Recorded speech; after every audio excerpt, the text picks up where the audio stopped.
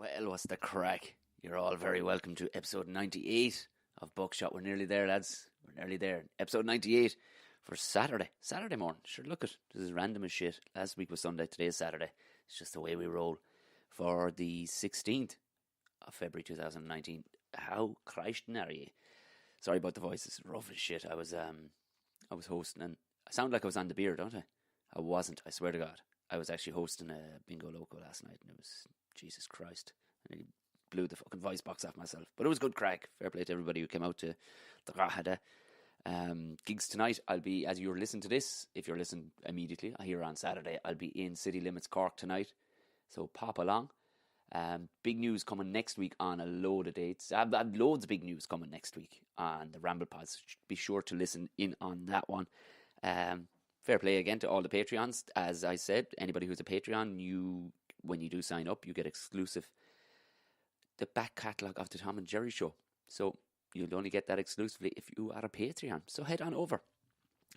It's good shit. The Tom and Jerry show is very good shit. Like, you'll enjoy it. If you enjoyed this episode of the podcast, then you're definitely going to enjoy what myself and Tom and Jerry used to get up to. So it's you'll enjoy it. Also, it helps the fucking podcast. It pays for the fucking, helps pay towards the hosting fees and all that shit anyway. So also, you can go to T Republic if you feel like that. If you want to buy some shit for yourself with my head or the Buckshot logos on it, go for it. It's all nice stuff. T Republic send out some nice stuff, in fairness to them. So like that, yeah, I'll have all the new gigs and everything else coming up there, but I'll talk to you about that on Tuesday. I'm going to get straight on here because I have to fucking get on the road, have a shower, have shave and the usual crack and get on the road and head down to Cork. So, moving on into today's guest. A lot of you will know him. Because the crossover of the Venn diagram of people that listen to this and the General Banter podcast with Colin Geddes will know exactly who this lad is. A lot of you have been kind of messaging going, when are you getting him on? Well, we tracked each other down yesterday morning. Aaron McCann.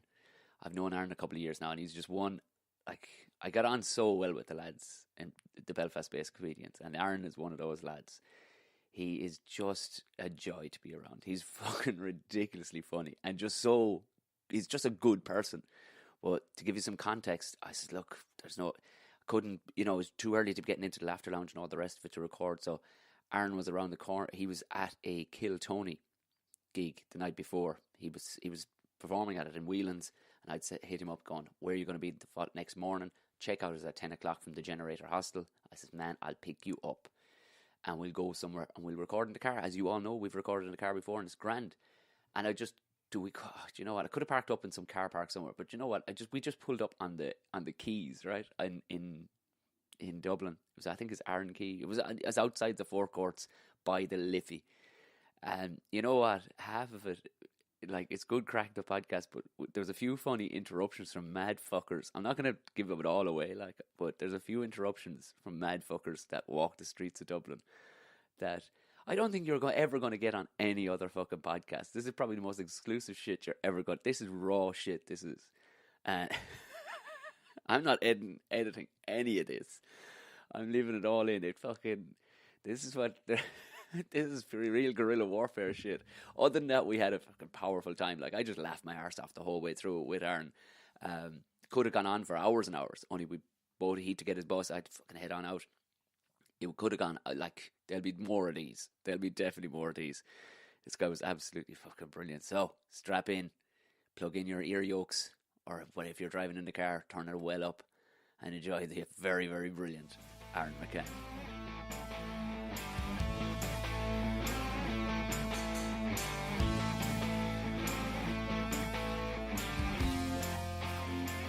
Aaron McCann, AMAC.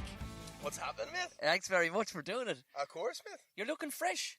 Oh, fuck, I don't feel it, hey. Oh, don't you? I feel anything but I'm after parking right in the direct sunlight too here now, which isn't going to fucking benefit anybody. We're here we're hitting back in the studio, the Passat studio. Live from the Liffey. Quite literally, live from the Liffey. We're out here outside the forecourts on, this is actually, I think this is Aaron Quay. Seriously? I swear to God, but Aaron like the islands, but I think this is Aaron Quay. Have you ever been to them islands? I fucking haven't. I desperately want to go. I went when I was you're talking 7 years old, so I appreciated fuck all, But I remember thinking older, like I'm gonna want to come back to this. Like I can't see a downside to the place. Like, it's there's fucking just unbelievable, lawless, crazy shit. it's unbelievable. Like it's like where's the gig we do? Rathlin Island. Oh, that looks good crack. It's like there's one pub there, and they'll just fucking flock out for whatever's happening. Like Really? yeah, we went, me, Shane, and Mickey and Dave Elliott and all. We all went down to Kieran Bartlett, and they just fucking like rammed the place out. Like, and Shane will go back every so often and do a gig there. Like, and Really? they fucking love it. Like, but I was chatting to a fella at that gig, and he was saying that he said he was going to uni. And he'd lived in Rathline all his life, like, Oh, when man, he went to secondary school and all, and now he's going to uni. And I was like, what are you most looking forward to? And he goes, I can't wait to have a McDonald's. I've What? never had a McDonald's. And I was like, you're having a fucking laugh, mate. Oh, like you don't think of such isolation. Sure you don't. Oh, like. no, they couldn't never had a McDonald's. But sure, even there, they've one shop on the island. And it's essentially a fella with a fucking piece of paper and a pen. He'll be like, what do you want?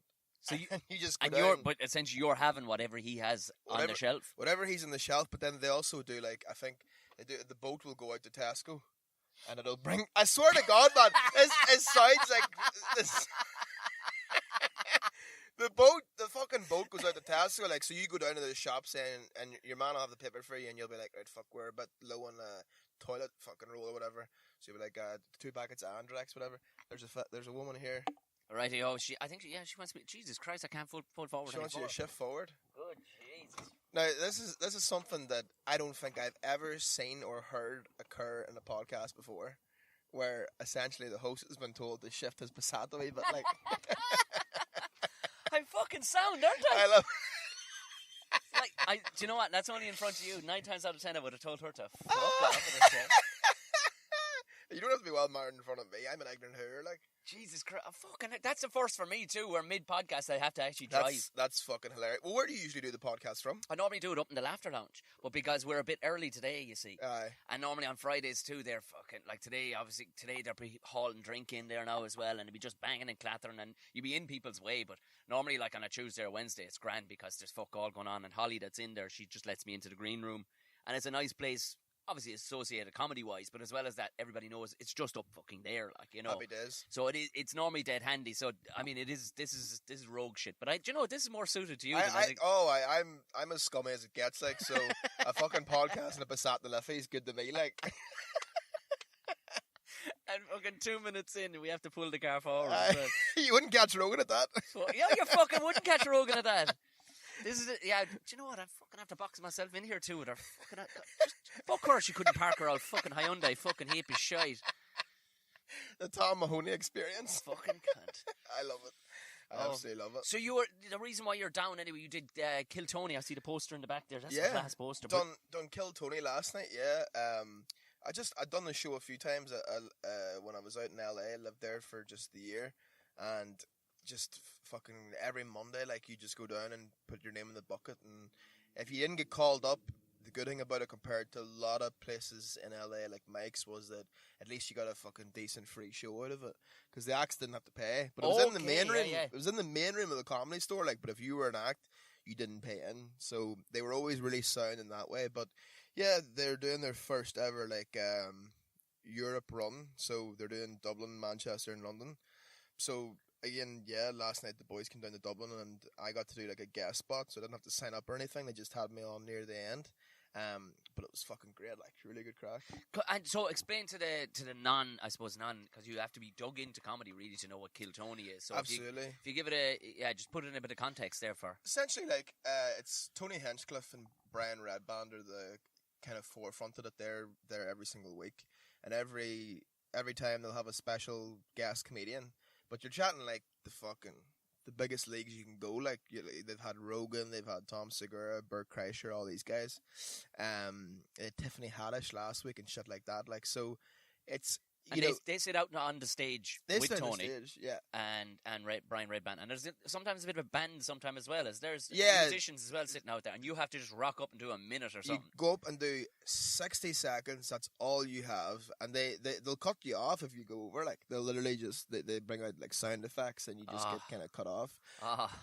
But man, I honestly and afterwards, like, they tend to, like, what makes the podcast interesting is, yeah, they like it if people do well and kill whatever, but they want to see people just die in their fucking ass. Oh yeah. Like, and some of why else do you watch, like, you know, trapeze people or fucking circus? You want to see a fella snotting himself. Oh, it's like watching a magician. You're like, I hope this here fucking sets himself alight. Absolutely, like. Yeah. And it's the same with that. Like, some of the post-set roastings that I've heard in that show, I was like, here, someone needs to fucking make sure that fella's all right. Like, afterwards, like, 'cause he's gonna fucking jump in the Liffey, the bastard. Like, but even like I saw you, like, you put it up and.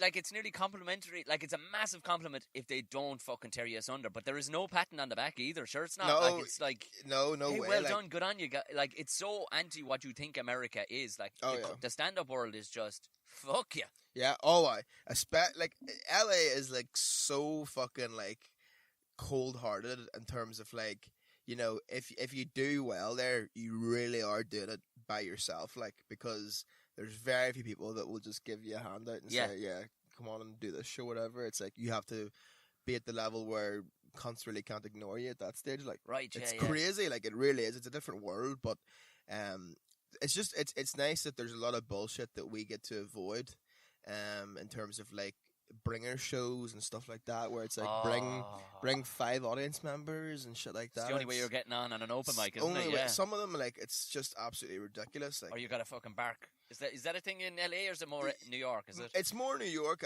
but definitely I've done it, like, but then I've done real random gigs too. Like, I've done a fucking gig in a laundry place. I've done a gig in some cunt's house. Like, literally just landed up at your man's house. Like, I got the address. I didn't know, you see. And the guy's like, hey, you know, he's like, I've seen you on Kill Tony a few times. I spoke to you at the whatever, like, some club. And he's like, I'd love you to come down and do my night. And I was like, happy days. Like, I'm doing a fucking book show here in LA. Like, turned around and it was your fucking man's flat. Like, and I was like, Jesus Christ tonight. Like, and it was just essentially him and all his fucking mates crammed into the living room. And it was just so... How many boys are we talking? Like, a dozen? You're chatting about... There was about 20 people there, like, and crowded in the living room. And please welcome to the corner of the sitting room... Aaron McCann. Unbelievable, like... Are you fucking joking me? Like? I'm not joking, man. I'm not joking. And, did he pay you? No, I got a few fucking puffs of the devil's cabbage off him, like, but that was about the height of it, like... Sure, it's a legal tender out there, like. Of course it is. Yeah. Valid point. Yeah. You can buy it with your passport, which is the most. That's a culture shock, like. You can buy it with your passport. You buy it with your passport. It's totally legal in LA. Like, it's not. It was medicinally legal, so you had to have like a fucking an old bad leg or something. Yeah, but right. about a depression about you or something like that. Like. But now it's completely like, you know, anybody can just walk in and fucking buy this stuff. Like, but Colin was out. Colin Geddes was out visiting with Maureen, and we all went into a dispensary. Right. And because I was kind of used to it at this stage. Like, I've been living there 7 months, but you know, for them it was like first time, and it's fucking hilarious watching somebody from here go into a dispensary and seeing the fella come up and going, hey man, what kind of shit you want? Oh my God. And you're like, you know, back home there is no, like, over there it's like, you know, I've got the strawberry cheesecake strain. And you're like, it doesn't fucking smell like strawberry cheesecake. Like, if it smelled like that in the restaurant, I'd be leaving it back. Like, if it smelled like that. Whole. So, but then over here, like, if you're trying to get weed in Oma, for example, you have to know a boy who knows a boy. And then it'll probably be cut with nettles anyway. Oh, you land down in the Pound World car park, like, and fucking if you ask him what strain's this, he'll look at you like you've 2 fucking heads. And you'd be lucky to just fucking get it, and it's fucking not silage. Grass, you had her go and fuck off, would you?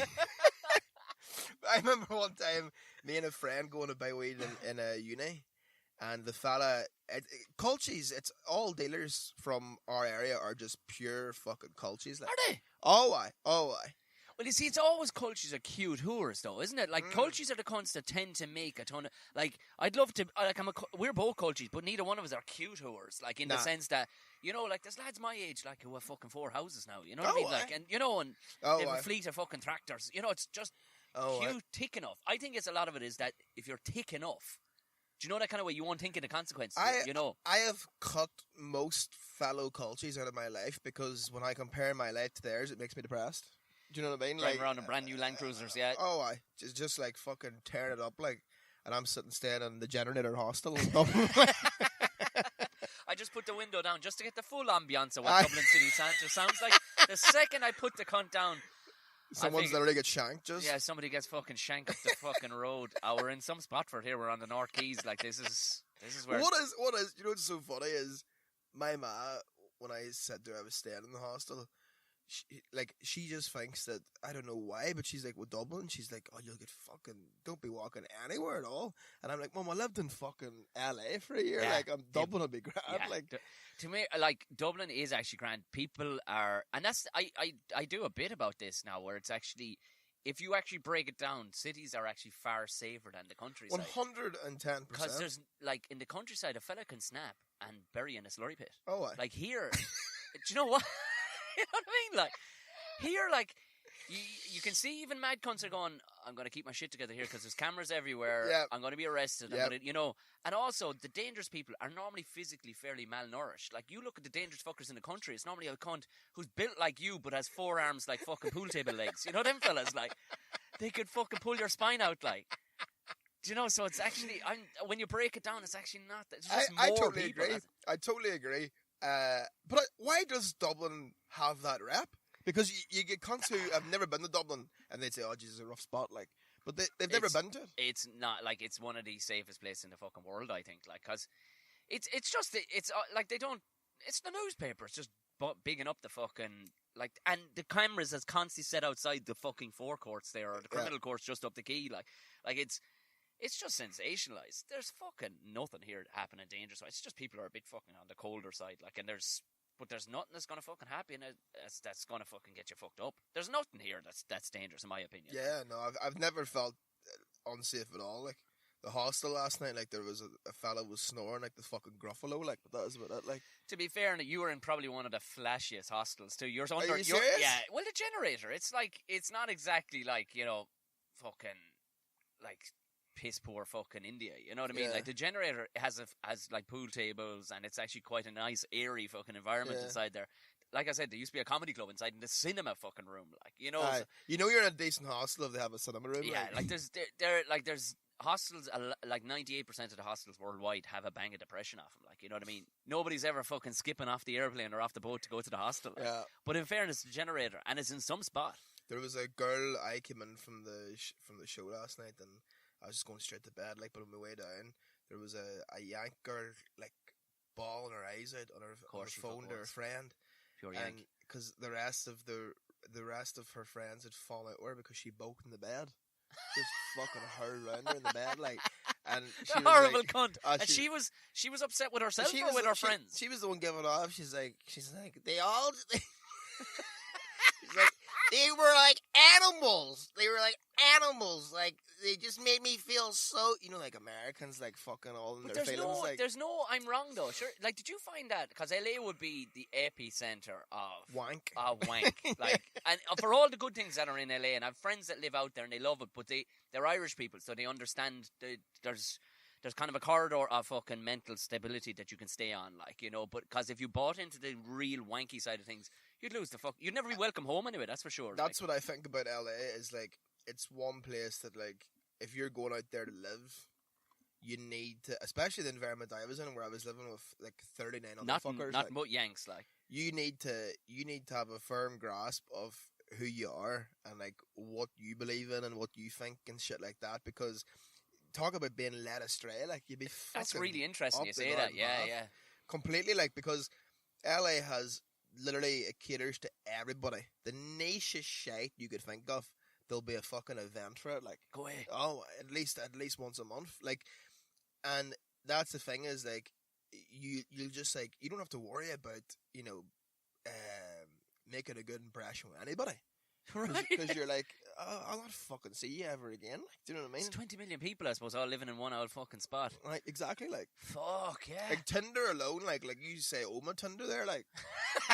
You know, if I'm scrolling through that fucker, I'm like, well, sure, I went to primary school with her. She's my sister's hairdresser. You know, like fucking Father Murphy's on there, like. It's really only just it's like they use it in Iceland. almost as for a totally different reason. They use it, I think, just to make sure that they're to find relatives or something. What? Yeah, not for like Tinder's a weird thing in Iceland because there's only like 350,000 people living in Iceland or something. They use it for a completely non-dating app, but they use it in a way to kind of, I think, it's track down family members or something. It's weird, like.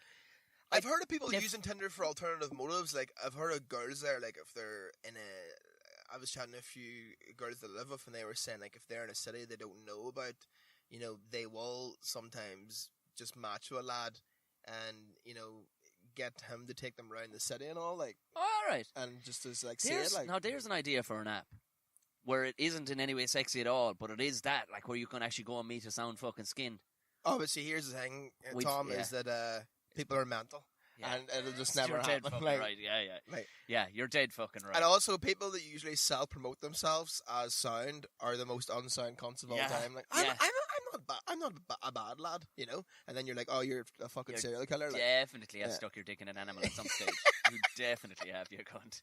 Yeah, you don't go around going, I'm sound. Yeah, that's the thing. Like, I'd like, look at this lad here now, picking fucking fag butts off the fucking road, like. I mean, we've all had fucking bad Friday mornings, like, but, you know, but that's what we're dealing with, like. It's crazy, man. You know, guarantee you he has a Conor McGregor tattoo somewhere, like. Oh, 100%. Yeah, you know. Just like the tiger, but it looks like it's been done in fucking Microsoft Paint or something. Yes, yeah.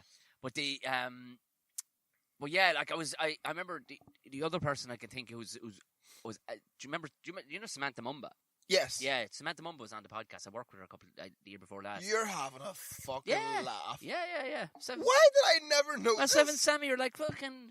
Yeah. Samantha Mumba? Yeah. Man, like, she, like, I steady yourself here now. I'll put on her music, ironically, sometimes at, like, pre-drinks, and she has some belters in the vault, like... Some savage belters. Like, I'll always come back to your love. As my dad would say, good night, Irene. Like, I'm going to tag Samantha in this episode so she can actually hilarious. Listen to this one. But she was saying, like, because she's great, she's proud Dublin woman, like, but she's married, like, as she says herself, she's 12 years in LA. I said, but how? Because she's unbelievable. Like, she would sit in with a gang of lads handier than a gang of women, chatting wise, drinking pints, and because her humour is very much blokey humour, and it's all punching in the shoulder stuff and fucking up your bollocks. Like, it's all like nothing. The ball doesn't hit the ground at all. Like, she's just ready. And even I think some of the other cast members weren't ready for how our, you know, very masculine humour. Like, I love that. I says, how the fuck do you get on in LA? She goes, Tom, there's like this. I do have to come back and recharge in Ireland twice a year. She says, but it's handier. She goes, just to let your brain. She goes, I put on an American accent while I'm there. It's just so much handier. I look like one of them. My child is American. The fella's American. It's just easier to slip in because you need to know what you're about, like. Aye, you know 100%. What I mean? 100%. Because you'd be gone, and she's on top of that. Then, like, her fella's job, or he has a security company that looks after like all the big acts. Like on one of the days I was admiring her runners. She's fucking class camo runners. She was looking at this stage now. We've been taking the piss out of each other a bit, like, and I knew her husband was security to a lot of these big. He'd a gang of lads working for him, like. But I was going, where'd you get the fucking runner? So I know something's coming. She goes, so we're at Kanye's house. I went, you're some bollocks. She goes, I swear to God. She goes, look. She goes, and this we're out in the garage, and he was showing me. I was going, say it how you mean. She goes, go in the garage. I said, you're fucking. Next thing, she says, there was just boxes galore with, if it wasn't Nike, it was something else written on it. And find your size inside there, girl, basically, and thrive on. And she said, sure, of course it was going to. And I found these camo ones, and they were out the fucking. They were class. Like, they were girls runners, but I would have worn them myself, no bother. Like, they were savage. Fucking hell. But that was the level. She goes, but you have to be deadly, like, you'd run away with yourself in 2 seconds. Oh, you lost it on yourself. Especially having a bit of a name over there too, like, you know. Just in 2 seconds, you'll be run away with yourself. Just the only Irishness is that I have to bring myself back down to earth when I come home again. Like, you're the byproduct of the 5 people that you're hanging about with the most in your day-to-day life. I mean, are Americans very fucking opinionated about fucking everything? They have a chat on every fucking thing. Yeah, they well. Does anybody talk about the gas yoke that happened up the road? It's more so they've an explanation for everything. Like, they're all wild. The ones that I encountered anyway, they're all wild into, like, psychology of people. And they're like, you know, say I came in and I wasn't really chatty. they're like, oh, Aaron's not chatting today because, you know, this is actually gaslighting or like whatever. Oh, like, for the love of and they fuck, have all yeah. these terms, and I'm like, the only reason you know these... See, anybody that knows psychological terms like that, and they're able to, like, just bat them out there, like, one after the other, it's like, you've been told that by a therapist. You know what I mean?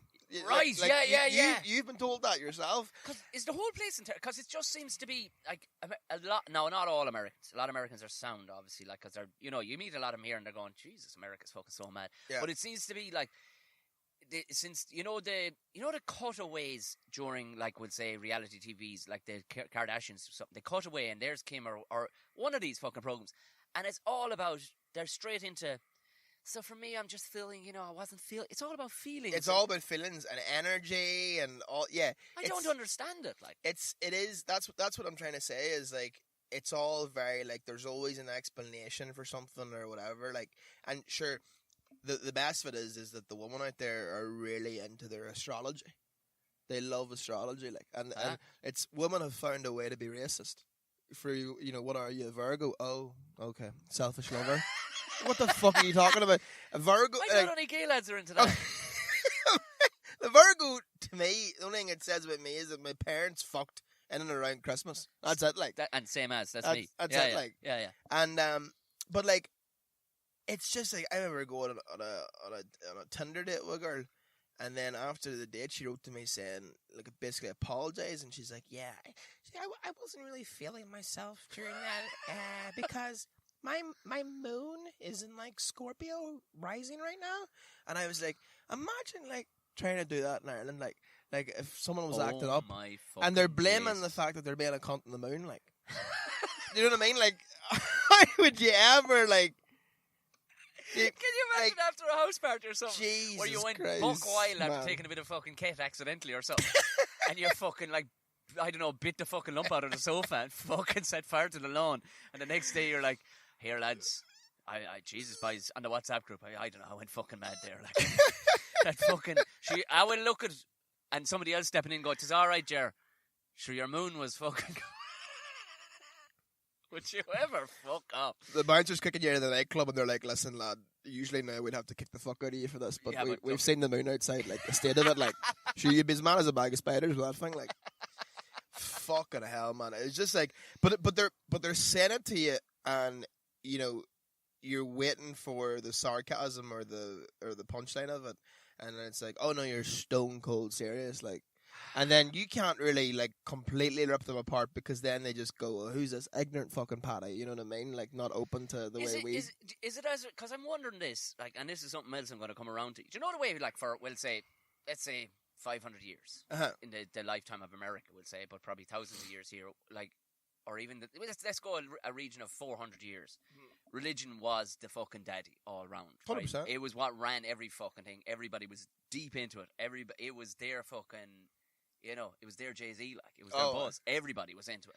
But now that religion has completely fallen off the fucking radar altogether. Yeah. Do you think people are genetically set up to just fucking latch onto shit? I honestly, I think you just summed it up there. I think that people just want... I think a lot of people... kind of get a bit in their own head out there about, like, well, why are we here? And what is the purpose of anything? And they need something. Like, they need some sort of an explanation as to why things happen, like.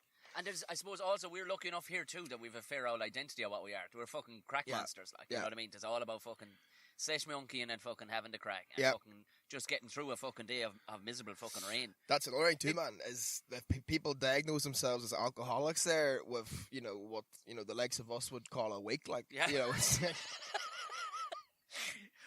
Oh my God, I just had a hell week. Yeah. Oh, you had a week? Yeah.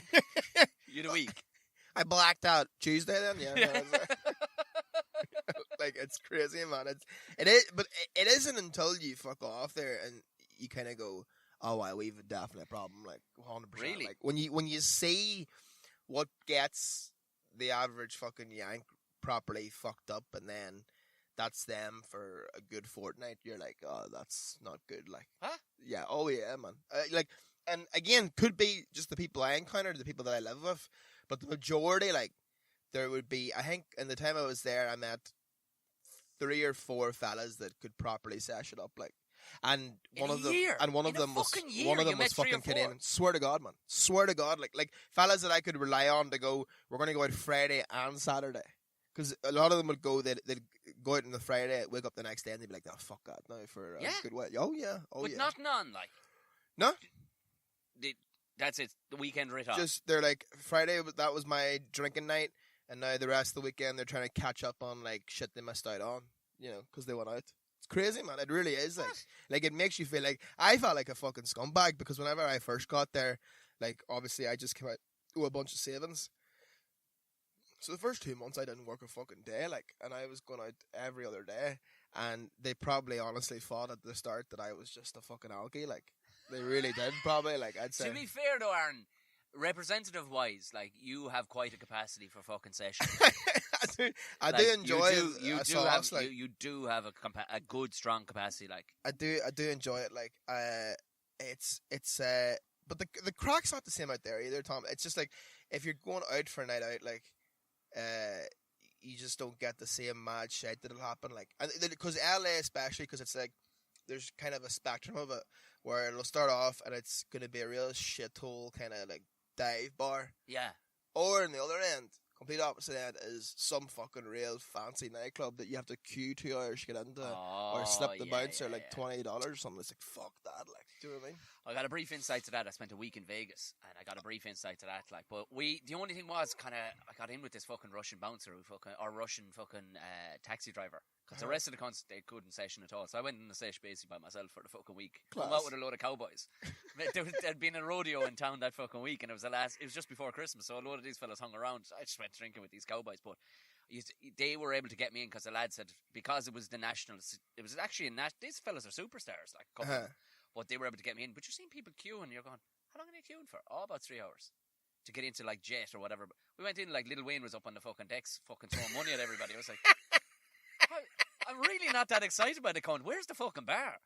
That's all I was interested in. How are we going to continue? Now, them cunts could drink. Yeah, that was the only. But they were all wild cultures. Like, yeah, they had no interest in the city life at all. Yeah, like, they were all mad fucking. So it was funny how you could see it was like. Oh yeah, fucking city life. All these cunts are caught up in their emotions. And he says, we put in a 14-hour fucking day, but he says, go on the fucking rip straight after. Like, I love that. Like, I love that. That's exactly. So it kind of I suppose in a way it kind of put it to bed. It was like, all big cities generate. It's just LA is so huge and there's no identity there because everybody's from everywhere. So you may as well try and make a team of something. Hey, we're all into astrology. That's our team, isn't it? You know what I mean? Like, yeah. You've hit the nail on the head. Essentially, like it is just one of those things. It's like a fucking group mentality where it's like, everyone believes this, and it kind of unites us all in some weird wee fucking way. Like, but and what was the plan? You went out there was it planned to go out for a year or just see what fucking happens? I just literally because I came out of uni and essentially it was like fuck, like I never really thought about it, but like primary school, secondary school, and then uni, it's like your whole life structured. Yeah. You don't have to worry about the next fucking thing. It's like, after this, I'm going into, fucking second year, third year, fourth year. Everything's like lined out for you. You just have to show up. Yeah. But then when college is over, you're like, oh, fuck, what do I do now, hey? Yeah. And then when I came out, I was like, a lot of my friends were going into either fucking like internships, placements, or like kind of junior level starting positions, and I just couldn't get anything worse. I was like, fuck that. Yeah. So the opportunity was there with USIT. They're a Dublin company. Oh, use it. Yeah. So we went on to J1. Yeah. Yeah, we did first summer in college. We did J1. Yeah. And we all went to fucking Boston. So there's class, like, so there's 2 J1s. There's the 3-month J1 that you would have went on. Yeah. Then there's the 1-year J1 that I went on. And the only difference is essentially, like, you were able to, like, work on a bar or whatever, weren't you? Oh, yeah, straight away. Yeah, we had couldn't- mini visas that lasted 90 days. I had to get something that was related to my degree. Oh, so had it you? was a fucking pain in the ass. Like, Because you did, what was it marketing you did, or what was PR marketing. Right. Yeah, so it was like, you had to, it was a fucking nightmare at the start, like, because every company you're applying for, you had to send USIT, who were they, what they were about, how many employees they had, all this shit, like what area they were located in. And like some people were just completely put off by the fact that they had to do anything, like for hiring you. They'd be like, I will hire you, can but we see don't it, want to work with that. Like, but you can also see that too. Use it need to fucking streamline that a small bit better. Like, you know what I mean? Like, definitely. what do they need to know all that shit for? Just if it's got crazy. a legit company number, then it's crazy. But I was just kind of making it a little bit harder for myself because I was doing it by the books. But there's fellas I know that have went out in that visa and they've just pulled pints, and then essentially they just say like, you know, on the visa thing it says, oh, you know, so and so is head of marketing, but they're just fucking pulling pints. Of course, yeah. But I was scared of like I had heard some fucking horror cases of fellas getting caught doing that. 10-year ban then, like, and you're fucked. Like. Yeah. So I was just like, I'll lifetime ban play these by days, the book. probably. Like, oh, I definitely like if you're caught at that, like you're fucked. Like, yeah. So even that rapper, The English fella, 21 Savage, yeah, he's been there for like fucking 10 years plus, and they finally found out that he's actually been staying there illegally. Like, so now he's like, to be fair, that is the ultimate fucking legend. If you think That about it, is that is the mental. ultimate pulling pint story. yeah. Like, Yeah, he was just there originally in a J1. he was probably handing fucking scaffolding up to a fella.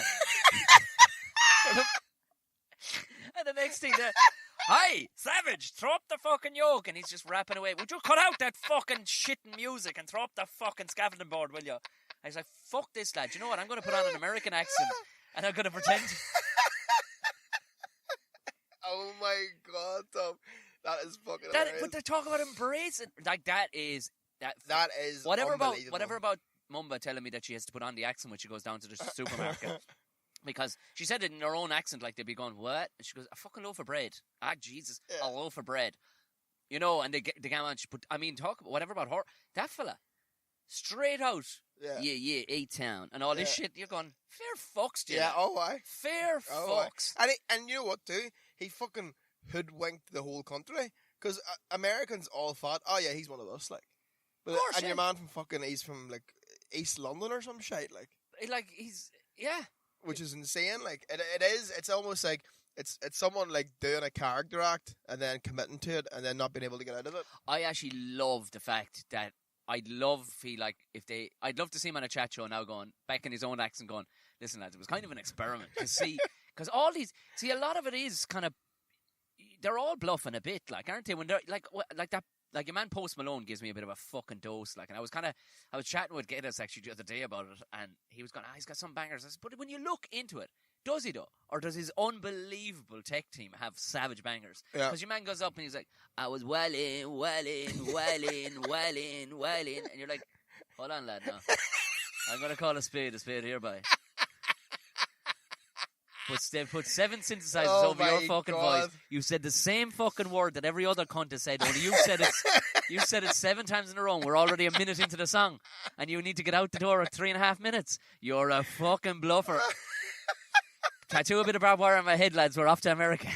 And he just looks like a heap of shite as well, doesn't he? Like, if that poor bastard was sitting on the fucking side us here on the Liffey, you'd throw him a few pounds.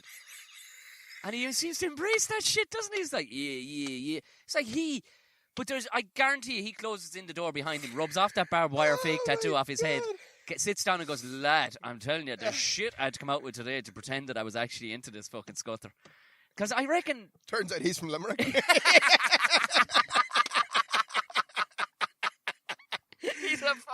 He's a sheep farmer in North Limerick. That's the next guy is. 21 Savage gets exposed as a London rapper, and Post Malone's actually a fucking bricky from Limerick. Like. And you're like, oh, that explains everything. Like. Peter Maloney. What? He's the Maloney, young fellas. He's Darren Maloney's youngest. Yeah. He was the dreamer of the family. He's a tick cunt to start with. Oh, fucking hell, man. That is hilarious. Do you know, see, there's calling a spade. Like you can stand back and go, I can't stack him up against, say, somebody like Snoop Dogg. Do you know what I mean? I can't. No, totally. I know. You know what I mean? Totally. And I'm not saying and obviously music changes and stuff like that, and you would know way more about rap than I do. Like, but what I'm saying, there has to be an element to you go, stop the fucking boat there. Are you class, or are your tech group, like your fucking producers behind you class? It's almost like a separate genre of music altogether. Like, because I know, like, I'm into, like, literally the hip-hop encyclopedia. Like, I love it all. Yeah. But I understand how, like, some people would be into, like say, like, you know, the classic hip-hop, NWA, Public Enemy, Gangstar, all this, and then you physically can't listen to the shit that's out there now. Like, well, there is a lot of fellas. This is the sadder part. A lot of fellas, they love fucking, you know, Post Malone and all the stuff that's going right now. They can't listen to like 90s hip hop. They're like, this is boring as fuck. It's completely understandable, but I like, there are blokes today. Yeah. Who are coming out today, and you're going, but he's way better. Like, how are you more successful? Like, you are not putting the back work into the fucking. Do you know what I mean? I guess it's the same with anything. It's like the same with comedy, isn't it? Yeah, I suppose. You know, like, yeah. Dave Attell is, in my opinion, like one of the best comedians. He might be the best comedian. And, he might be the best comedian. And you know, he's only after getting like Netflix recognition this year. Like, yeah. You know, it's like, but then you know, you have some fellas who just immediately go into it and they're just fucking superstars. Like, it's crazy. Yeah. Like, but I guess it kind of falls into all forms of entertainment that way. Like, definitely. Like, and who was it you kept on? Was it that you went to see? Like, I was watching on Instagram. You went to see him a fucking load of times. Tyler the Creator. Tyler the Creator. Yeah, he came to. See, looking back now, it's mad. Like, I love the way it sounds like you're starting like. So he was pulling pints in Oma, right? You just had a lead in your Tyler the Carpenter. Fucking, but he's actually. He's a fucking Tyler. He's a fucking. He threw a new bathroom into the mother's place there. Jesus Christ.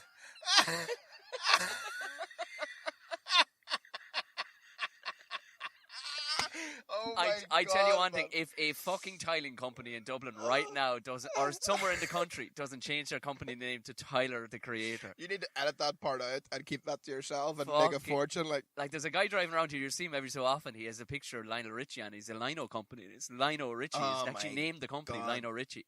That's amazing. Like, but Tyler the Creator, like he's class. Yeah, he is, but again, he's like, it's so separate from everything else. Like, but he came to do me watch a fucking. He came to watch me do an open mic in LA, and there was like 4 people in the crowd. Like, how did that come about? I tweeted him essentially. Swear to God, like I just was like, yeah, I'm doing a show here if you want to come round, and then some mad fucker in the audience recorded the whole thing, and then the next day I woke up and it was on fucking like MTV and Double XL and the Tyrone Herald. Like, it was all the cornerstones of youth media. The Mount Rushmore of fucking publications. Like, how did you not have a stand at the Plough Championship after all that? I'm turning on the Christmas lights here, like. But I'm just like, he's one fella anyway that, like, literally it's almost eerie when you're chatting to him because he just hasn't let fame get to his head whatsoever. Like, that's class. Like, he's just a in such a place where a sniff of fame, lads have begun stone mad. Oh, they're just losing their mind. Like, but it is crazy, like, how I think for the most part, I think that it's always fellas who have a wee bit of hype about them, they start to kind of lose their head a bit. But the fellas who are the real fucking, like, dons of any sort of genre entertainment, it's true, actually. Sound as cunts, like, sound as fuckers. That's very true. Like, yeah. Like, people that get a little bit of, like, local hype about them, whatever, sometimes they can just let it fucking throw them off completely. But then you have these fellas that are doing fucking, like, world tours, and they're just a sound as cunts. Again, Tony Hinchcliffe, like, just a sound fucker, like, a really nice guy. Did they, you knew it was coming, obviously. Did you message them, or did they message you, or what way? Because obviously they were mad about you for a finish, because you've been up there. How many times did you do Kill Tony? Did it 5 times. Did you? Yeah, 5 times. Which is, like, you know, they were saying, like, that's, statistically, that's a bit fucking mental, like, because they have over 200 names in the bucket every show, like. Fuck. But I was going every single week, like, because I just would go to watch the show, like. Just imagine everybody else writing their name on a little slip of paper. Aaron shoves in an A-fucking-3. Work away there, boys! Yeah, it was mad, like, but it was just, they announced it. I basically, my last day in LA was a Monday, and then my flight home was the Tuesday. So I just decided, like, there's no point having a fucking wanky, like, going away thing. Should I just get the whole house and we'll go to Kill Tony? Yeah. And I ended up getting up on that one. And then they were just doing the interview part, whatever. And they were asking me how much longer I had left in the country. And I was like, my fucking flight's at 9 tomorrow, like. And so they were laughing at that. And he was saying at the time, he's like, we actually haven't announced it yet, but we will be doing a Kill Tony in Dublin. And he's like, how about instead of putting your name in that fucking bucket, I'll just put you up. And I was like, that'd be amazing. Like, nice. And this is from on the stage. You were saying this. I was like, on the stage, yeah. yeah. So yeah, it was great, man. But the show itself is just fucking controlled chaos. Like, it's just so hectic. Like, some of the shit I seen was fucking. I seen a fella get his asshole bleached, on live on stage. I saw some fella went up and he did a minute, and he'd never even kissed a woman before, and he was like, he was just before 40. Was he from Rathlin Island? I don't know, sir. Do you know what I'm just thinking there when you said that? I wish I had a fucking followed, or I wish I had kept in contact with your man that had never had a McDonald's. Just to see the stages. You could record the fucker's reaction. You know, like the videos you see online where it's like, blind man sees for the first time in 45 years or something, and he just break down crying. Like, the second the fucking Big Mac sauce touches that hair's lips, like, he'll just break down. Like, it would open up a whole spectrum of emotions. But you think about, you just imagine having a YouTube story following that fella and all brand new things. Like, he'd probably get, like, it's like, that's like Amazonian fucking tribes coming out of the fucking forest, like. It's absolutely mental. But it's like, it makes sense, because it's like, if he's grew up his whole time in that fucking island, and, you know, just when I got in the boat for school, like, and that's it, like, sure, what would you fucking say, like? But who's moving to Rathlin Island, like, you know what I mean? Like, mad, like, you have to, the old gene pool is fairly fucking shallow there, like. You know what I mean, like? I'd say it must be, the only reason probably people are raising their kids there is because they're like, well, I grew up in this shithole, so you can just fucking do it too, like, right, it just keeps continuing, like. I think that's probably why most of Oma is probably, like, I think if you fucking grew up here, I have to as well, like. Were you from out the country from Oma, or are you actually from the town? From the town. Oh, yeah. Yeah. And your old lad is a famous country DJ. Isn't he? He's the key to Donegal, boy. Has he? That's so... But I love the fact you immediately bought that. Yeah, of course I did, because anything fucking goes. I've seen Keep Our Country. It's... Jesus like they do culture Christ, well like. down my way, right? They do it well, but by fuck, they're only trotting behind the boys. God, like the Grassmen. The Grassmen, like, have you seen that shit? I've seen, someone sent me, it's a DVD, isn't it? You can buy a DVD of it, can't you? Forget about it. You're light years behind. They have their own shop now. The Grassmen store. What is the Grassmen? The Grassmen... Now, this is... I quite literally had pulled in at the side of the motorway to Google this, because I was driving up the motorway, and 3 huge colossal trucks, right, schnazzy trucks, drove up the road ahead of me with what looked like, I suppose you'd call them, they were like stands, huge fucking fold out fucking like you wouldn't see this shit at Coachella. Yeah, these fucking huge kind of stands that were all, they fold together, like automated kind of fucking stuff. On these trucks, I'm going, and then I had Grassmen written all over. I was like, what the fuck is Grassmen? And because I tweeted something that I'd seen on Keep Our Country, and I pulled in, I googled it, and oh my fuck! So it started with one of the lads that owned this huge silage fucking outfit, which is like 30 fucking tractors or whatever up the north. He was mad into his videography. Mm-hmm. Now, it was some really good shots, but it was just shots of tractors plowing fields and stuff. Like, okay, that's a good shot. But then people just jumped on it. They started kind of making their own kind of fucking reality TV show inside the tractors and in between fucking jobs. And basically they turned it into Ice Road Truckers. That online. Is fucking insane, man. And now they turn up at fucking all these agricultural fairs, huge ones around the country, just with these massive... And it's all the merch, the DVDs, they now have a set store somewhere in... Where the fuck is it? It's some shopping centre somewhere in fucking Derry or something. Unbelievable. And they actually have all the gear, fucking like some of the drivers are fucking celebs now, nearly. That's the definition of just like market segmentation, isn't it? Like picking a fucking niche and just rolling with it, like. But like, how the fuck did they even know that it was going to, like they can't have known it was going to be that? No way. Because I have seen. That's the only thing I've seen about them is someone did send me a DVD cover. And they were just like fucking around. They're just like quality viewing or whatever. But I was like, what the fuck is the Grassmen? Like, there you go. That is unbelievable. And they have a couple of women now working from and they have all their logos now as like Grass Girls or something like that. I swear, like, at first I was roaring my whole laughing going, that's the fucking cultiest thing I've ever heard. But after a while, then I'm going, it might be the smartest thing. It's so smart. It's so, Tom, see, right, that literally that like segment of people, like Irish cultures. Yeah. They have their own brand of everything. So Yeah. you've got the Grassmen, right? They have their own brand of music. Irish country is like, you know. Well, I've never seen anything like the Irish country that would say up your neck of the woods. It's not so big down anymore. Like it's not because it's just not. But what's amazing is where I'm from in Tipperary. There's so many people. Like a girl I went to school with, like she was going to fuck college. She was going straight to Nashville to basically put in her 4 or 5 years. I swear on my life. Because her whole family, cousins and all, are all professional country singers. And most of their business is done in 2 places in Ireland. It's either done at the fucking Glen Eagle in Killarney, or it's done on the whole circuit that is north of the country and Scotland. And they're making a fucking fortune. Like the night we came back from Geddes' wedding, we got the fucking bus back in, the minibus back in the Moy. You know the... Oh, yeah. The Moy is what? That's the dance hall. Yeah. There was a fellow who worked for my outlet.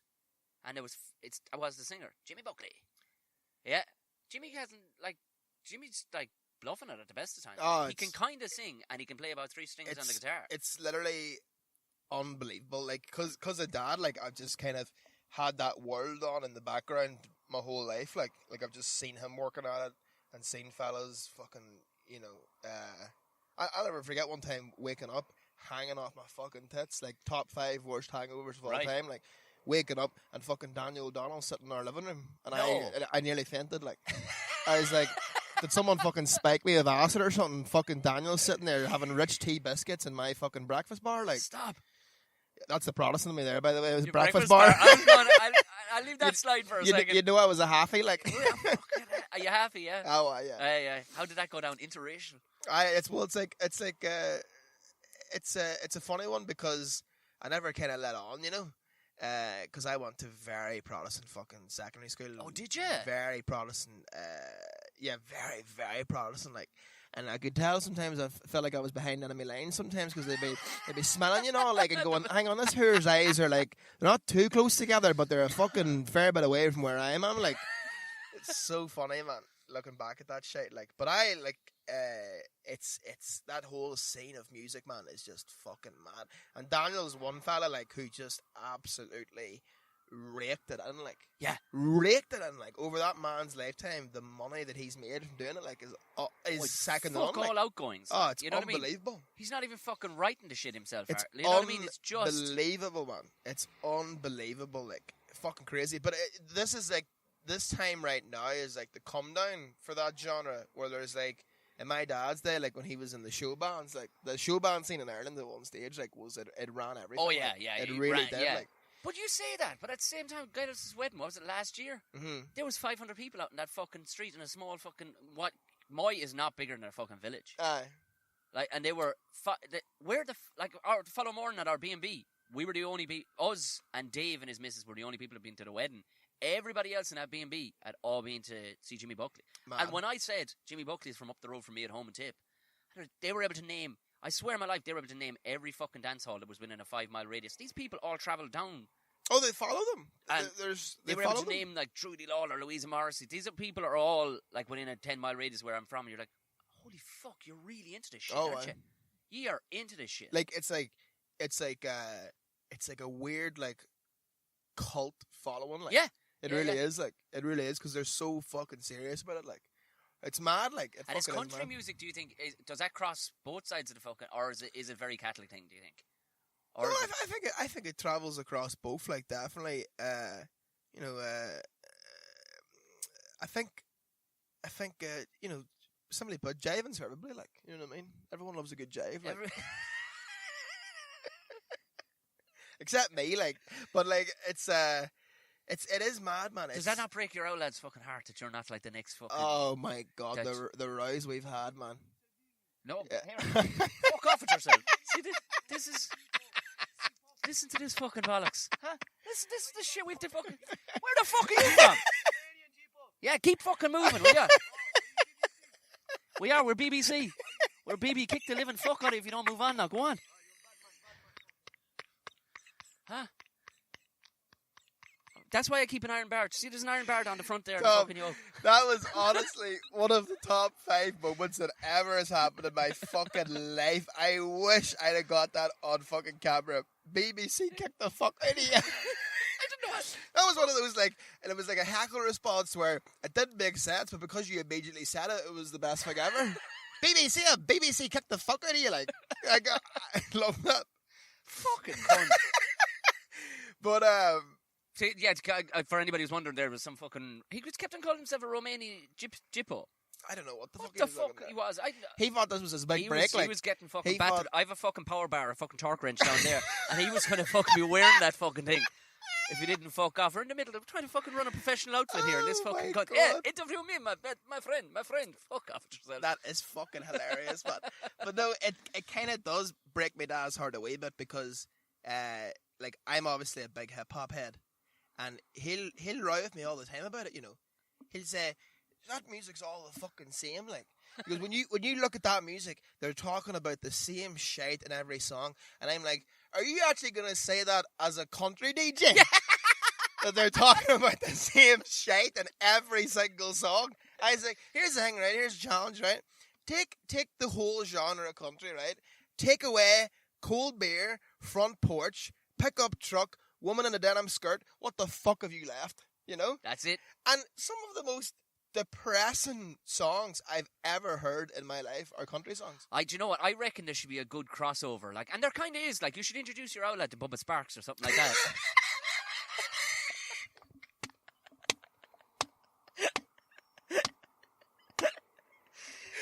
Oh my god! Do you know what I mean? He can't complain then. Oh my god, that's so fucking funny, man. Introduce Bubba Sparks. The Moonshine Bandits. Have you ever come across them? I'm telling you, this is going to now. This is educating you on rap. Look for the Moonshine Bandits. As you're going back up on the bus tonight, just have a look at Moonshine Bandits, or as soon as you type in Bubba Sparks, all these fellas come up relatable. It's actually tidy rap, but a lot of it's kind of about shooting shit. It's actually. Well, that's the funny part about hip hop for me is that, like, I'll listen to it while I'm fucking, like, folding my polo t-shirts, and it's just fellas talking about killing each other, like, and I'm just like, all right, okay, creased up that. But it's funny because my dad, right, actually does enjoy some rap. Does he? But he's an old head too. Plus, like, he's into music, so he's got to be musically, yeah. The man loves Eminem. Does right? he? Loves Eminem. So you'll enjoy this. So basically, you know the way Eminem had that fucking bit of a row with your man Machine Gun Kelly? Yeah. And, you know, Machine Gun Kelly put out a diss record, and everyone thought, you know, Eminem's no need to reply to that, like. Yeah. And then who the fuck is your man? And then he did. And did you hear both the tracks? No. So Machine Gun Kelly put out a track, and it actually was, like, fairly decent, like. But then Eminem came straight back with a reply to it, and there's a line, and I got my dad. I was all excited. I was like, Dad, where do you hear this here? Fucking shit, like. And I played it on the MacBook for him. My dad's hearing's not worth a fuck, like. Okay. So he had to lean the lobe right into the fucking speaker of the MacBook, like. And there's a line. He's listening to the Machine Gun Kelly diss to Eminem, and he's like, oh, fuck, your man's got some sort of bit of a wizard with a pen there, like. He's a fiend with a bick, like. And then I showed him Eminem's reply, and there's a line in the song where Eminem goes, had to give you a career, destroy it. And my dad just raised up his head and goes, oh, good night, Aaron. So that's essentially your father's. That was his version of no. Yeah, you just got served. Where he just like pulls off his shirt, runs around the kitchen, kicks over the fucking table, slaps your mother across the face. But oh my god, that's so good. Good night, Irene. Let's just put. You may as well fuck off home, boys. Balls burst. Game over. Imagine 8 Mile, like the film 8 Mile, but it's just a bunch of cultures like in the crowd. Oh my 8 Mile outside Auckland or something like. I'd love. Do you know what? It would be amazing to actually superimpose your outlet into the back of, we'll say that, where they're doing 8 Mile, and everybody's like, everybody in the 313, motherfucker, and your outlet's at the back on. Good night, Irene. Just everybody's like, no, yeah. Good night, thanks. You may as well pack her up, lads. Hall's finished. Signed, sealed, delivered, boys. The hall's closed, lad. Balls burst. We're going home. Balls burst. We're going home. Man, it's absolutely mental. Like I see what you said, that 3-1-3 thing there. I have a new bit I wrote. I wrote it in America, but I was like, I can't do this until I get back home. Like, right. But I went to see there's a rapper Pusha T. Went to see him in concert, and there's a thing where he's going like, he's the mic like this here, and he's fucking roaring and shouting like, right. And he's roaring out, "Rep your set!" And he put the mic in the fella's fucking mouth in the front row, and they'll call out their area code. Right. 313 in this motherfucker. Next guy, "Rep your set." The guy's like 717 in this bitch. And then he comes over to me and he's like, "Rep your set." And I'm like, fucking BT781 PB, sir.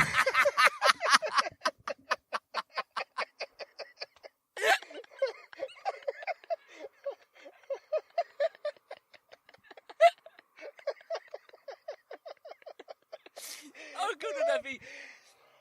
Yeah. Father to Ware Street. Just put that in your pipe and smoke it, push. How'd you like that? How'd you like them biscuits? Huh? Push tea. I'll have a drop of milk in my push tea. Thank you very fucking much. I don't smoke weed, just amber leaf.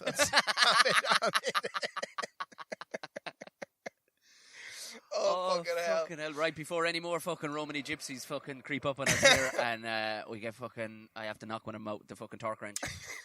When people, everybody listening to this will fucking probably know of you anyway at some stage, but you're going to be back down. What's the tour dates? Give us the tour dates, please. I'm going to be April right through to May. So I'm doing all right up fucking north, Belfast, the Limelight, doing Coleraine and Uni, Newcastle, Danker Bar, and fucking few others, and then down here again, as I said to you before, like I'm hardly ever fucking down here gigging, like yeah. So, but I am doing Whelan's on the 21st of May. It's actually the last tour date, and then I'll also be doing a Russian dub in Galway. Yeah. So those are 2 gigs. I'm kind of like, you know, I don't really know if I can fucking draw anyone to them, but I said, fuck it, we'll book it. And if people come, they come, sure, and that's it. Like, that's all you can do. They will too. Like, both, you couldn't get 2 better places that do actually their own promotion too, so they'll actually, you know, that's good. It's not like, here's the keys to the hall, sort it out yourself. Like, you know, exactly. They do want a full room. So yeah. Plus, I like coming up to those dates anyway. You'll be messaging me, and I'll be keeping an eye on it. I'll mention it anyway at the top of podcasts and stuff that Aaron is coming to town. You should come down to fucking one of the gigs. I absolutely fucking will. Yeah, I'll jump on. Yeah, absolutely, definitely, I will. I did it with Geddes with a fucking powerful night afterwards as well. Like, be fucking glad. Look, see what I mean? Like, these cunts, like. It's done and dusted, boys. All right, on that beautiful note, Aaron, thanks a million, brother. Legend. Thank you, Tom. Good luck. How good was that? That was some crack. That was some crack to do. Right, so as Aaron was telling you, he's going to be around the country with his new tour. I'll be plugging it as per I get the dates off him, but very importantly, because he would have a decent draw up north, but people in Galway, you got to go see this guy. People in Whelan's, you got to go see this guy. He is a phenomenal, really good comedian, and he's gone so sharp since going to America. You're not gonna be disappointed. Nothing else. You'll drink pints with the man afterwards. Who wouldn't want to drink pints with fucking Aaron McCann? He is a monster. He is an absolute monster. But anyway, if it's your first time listening, go ahead and hit subscribe. Rate it. Give it a decent high rating. Don't mind any of them. Anything less than 5 stars, I don't want to know about it. Let's keep them in your pockets. I don't want to know. It's no use to me. No use to anybody else in the podcast world. And also share it. Tell everybody about it. Right. Enjoy the rest of your weekend, or whatever you're doing, or wherever you're listening to this. And I'll see you again next week on Tuesday for the Ramble Pod with some big news and some big gig dates. Alright, have a good one.